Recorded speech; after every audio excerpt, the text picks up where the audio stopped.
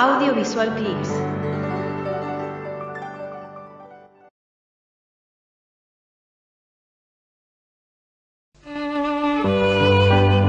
Vamos a hablar de la curiosa llegada de la Inquisición a Portugal.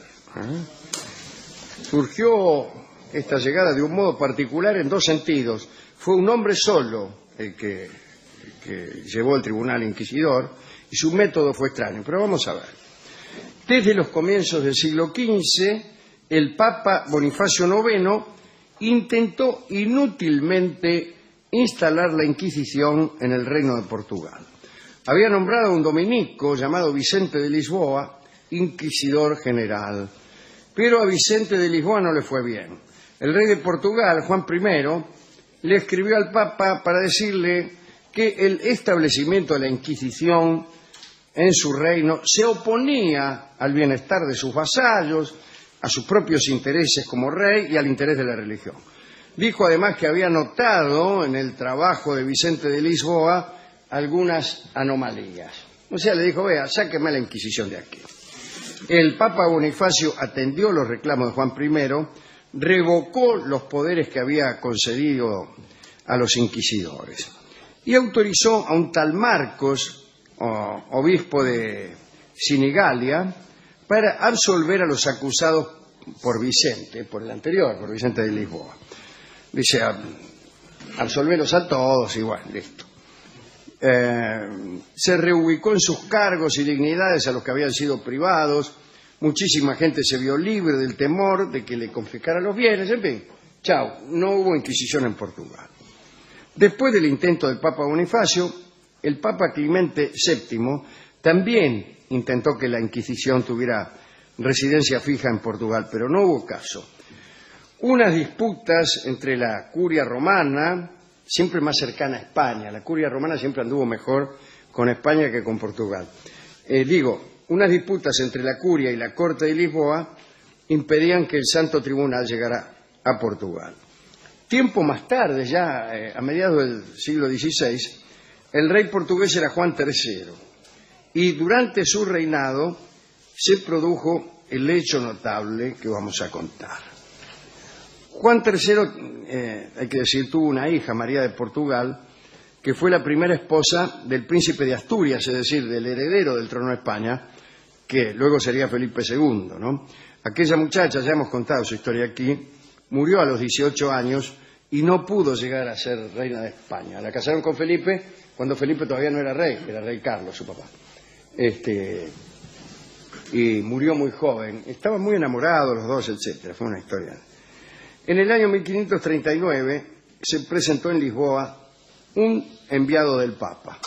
Había llegado hasta allí, según se decía, para establecer la Inquisición sobre cimientos inquebrantables. El tipo se llamaba Saavedra y se presentó al rey Juan III con sus credenciales, o ahí la credencial del Papa Pablo III. También llevaba otras cartas de Roma para los principales dignatarios de la corte. Sus patentes de legado estaban firmadas, selladas, contenían amplios poderes para nombrar un inquisidor general e incluso todos los jueces del Santo Oficio. Lo curioso es que este Saavedra en realidad era un impostor. Ningún papa lo había enviado, mejor dicho, el papa no lo había enviado y había falsificado todos los papeles que acabo de mencionar. Se había aprendido el arte de la falsificación en Roma y se había perfeccionado en Sevilla. Desde allí había llegado a Lisboa junto con dos cómplices que se hacían pasar por clérigos y que le iban de secretarios. Saavedra se ganó rápidamente el favor y el respeto de Juan III. El rey pensó que ya no se podía contrarrestar el avance de la Inquisición, que se había instalado en casi todos los países, y aceptó las cartas de Saavedra. El impostor, que más que nada quería vivir cortesanamente, quería chupar de ojo en la corte, eso es lo que quería, comenzó a edificar toda la burocracia de la Inquisición en Portugal. Y al principio le fue bien. Saavedra tuvo a su servicio más de 120 ayudantes para enfrentar los gastos recibidos de Juan III y del gobierno de Sevilla, por donde antes se había pasado también, sumas cuantiosas en nombre de la Cámara Apostólica de Roma. Cuenta uno de los cronistas de esta historia, que en este caso es Voltaire, hemos seguido a Voltaire, que el plan que se habían propuesto aquellos impostores lo habían concertado con un artificio deslumbrante, ¿no? Una razón los ayudaba. Un inquisidor nunca puede ser falso, del mismo modo que un asesino tampoco puede serlo.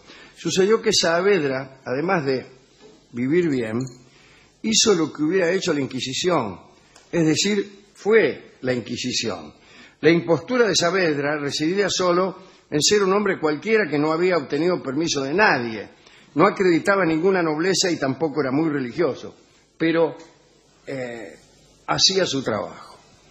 Cuando el rey Juan III preguntó a Saavedra por ahí un día por qué había llegado a Portugal sin que el Papa se lo hubiera advertido antes, el falso legado le contestó que cosa tan apremiante como establecer la Inquisición no podía esperar. Le dijo también que debía considerarse muy honrado de que directamente llegara un legado del Santo Padre.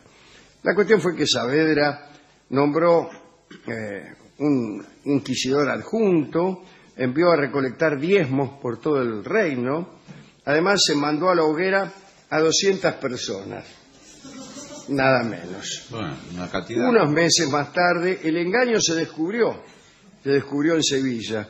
El marqués Vilanova de Barcarrota, esa en realidad, Vilanova de Barcarrota, había sospechado los pedidos desde Lisboa, pidió asesoramiento en Roma y ahí le dijeron que nadie había enviado allí ningún legado.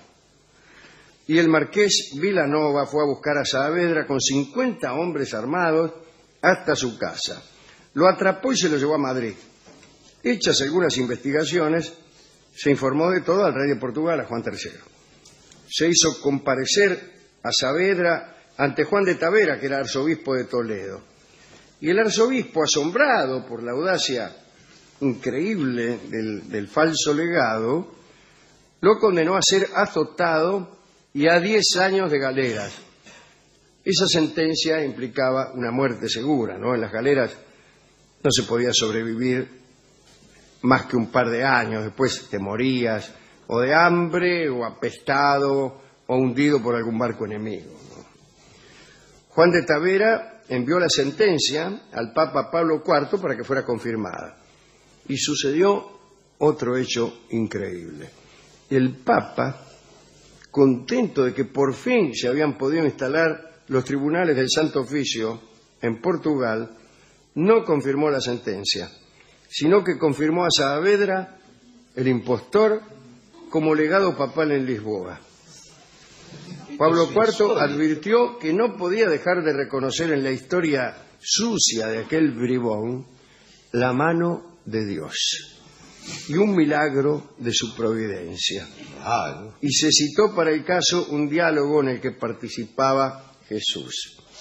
Juan le dijo a Cristo: Señor, hemos visto un hombre que no es discípulo vuestro, que expulsaba a los demonios del cuerpo en vuestro nombre, y hemos impedido que lo hiciera. Y Jesús respondió: no lo impidáis, porque el que hace milagros en mi nombre no dirá mal de mí, y el que no está contra nosotros, con nosotros está. Era otro asunto, pero el caso es que en el año 1545 Saavedra fue absuelto y encargado de la Inquisición portuguesa. Cuando los españoles se establecieron en América, llevaron rápidamente allí a la Inquisición. Y una de las primeras decisiones de Saavedra, ya legitimado, fue introducir en las colonias portuguesas en América los tribunales del Santo Oficio.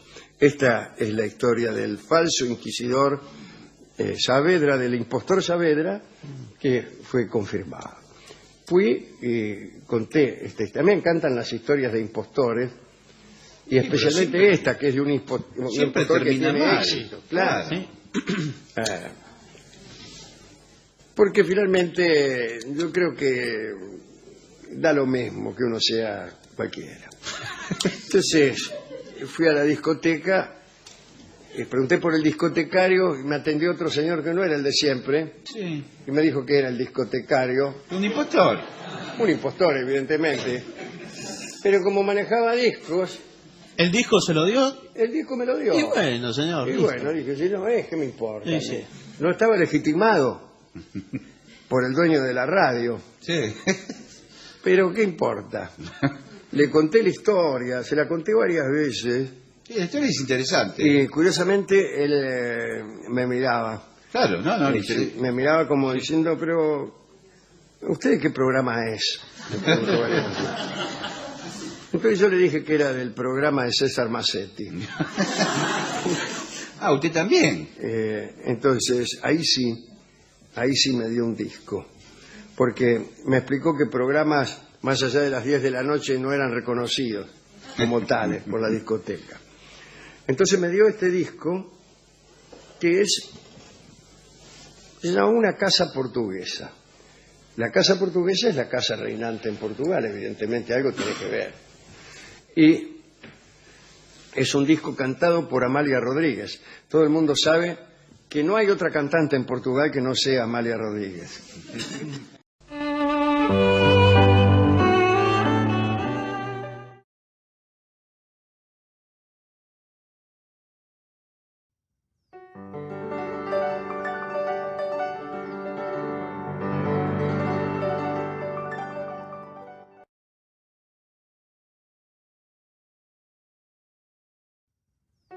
Gracias por ver y escuchar este video, y no olvides suscribirte para recibir las notificaciones de nuevos videos todas las semanas. Dale a me gusta si te gustó, y comparte en las redes sociales para que el canal siga creciendo, y trayéndote a los mejores exponentes de las artes audiovisuales.